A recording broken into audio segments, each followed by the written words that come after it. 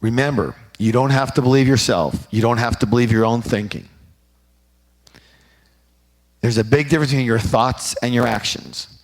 And the same way your mind tells you not to do this or to stop, do you have to act on everything your mind says?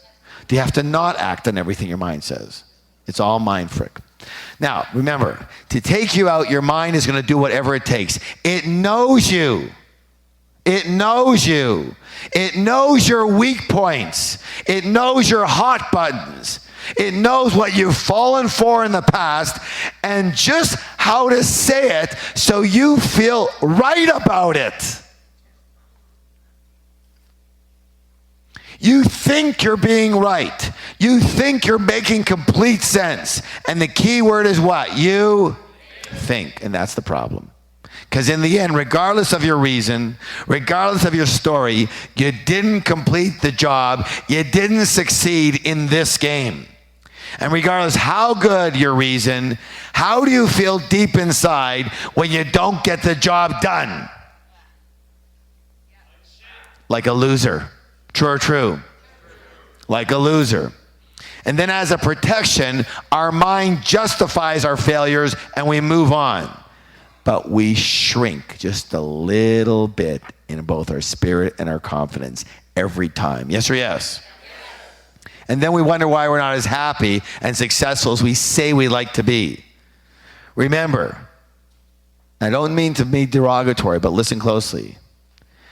I don't care what you say. And I don't care what you think. All I care about is what you do. That will tell me and you everything you need to know about yourself. The rest of it is all bullshit. Your yakking and your thought process is crap-ola. All they care about is, did you get the job done? Now, you're saying to yourself, well, that's so harsh. That's just not true. It's the process. It's this. And in life, it's very simple. Reasons or results. Yes or no? Yes. And that's what we're trying to do here. We're attempting to make this very, very clear. It's a yes or a no. Succeed or fail. Simple. Now, you say in life, it's not like that. Wrong. In life, it is. There's levels of success. But are you at the level? And if you're not, it's because you talk about it, you think about it way too much. And that substitutes for your actions. You see, thinking and talking are energy actions. They're energetic. Yes or no? Yes. But they don't do shit in the real world. Only your real actions, getting the job done, that's an energy that has an effect in the real world. The other stuff leads you to that. And what people do is they have the energy of yakking and talking and thinking about it. That is that energy. And they substitute that energy for the real energy of the action of doing it. And they wonder why they're not succeeding. It's simple. This doesn't succeed. This does. Big difference. Don't talk. Don't think. Just frickin' do it. Got it? Okay. So, here's the deal. Listen closely. You're going to repeat this in a moment. The activities are not my obstacle. Let me hear you. It's my thoughts that are my obstacle. Give somebody a high five and say, you are a warrior.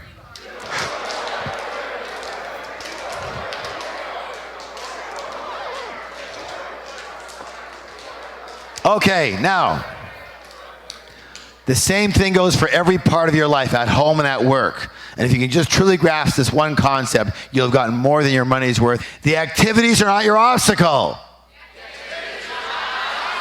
My thoughts are my obstacle. All right. So what do you do when the Mindfrick comes up? First thing you do is simply acknowledge your mind chatter, notice it. That's the first thing you have to do. Observe. Become aware of your voice. Separate it from yourself so you can listen to the words it's using on you and pick them out. Once you separate yourself from your mind screaming at you, then you can actually go, wow, listen to my mind screaming. What is it saying? Not that I'm believing it, but what's it using on me this time? I want you to pick out the phraseology your mind uses on you.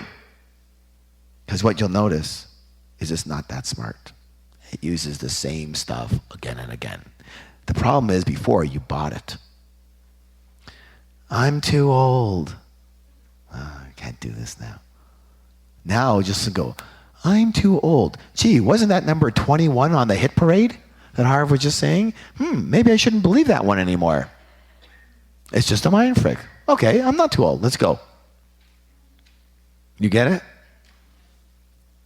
So, notice it, and then focus on the very next step. Focus on taking one step at a time. How many steps at a time? One moment at a time. How many moments at a time? Right now. What are you going to focus on? The secret is to stay present. Because in the present, you're in your higher self. And in your higher self, there is no fear. You understand? Staying present. Fear cannot exist in the present moment. And when you stay focused on what you're doing right now, on the very next step, on the very next moment, on the very next breath even, many of you will have to simply focus on your next breath. That's all you're going to be able to do. Just focus on the next breath, and then the next one, or the next step, and the next one, wherever that step leads. And that will get you through anything. Do you understand? Yes or yes? Yes. If you start focusing too far ahead, what's in the future? Fear. Yes? Yes. Anticipation.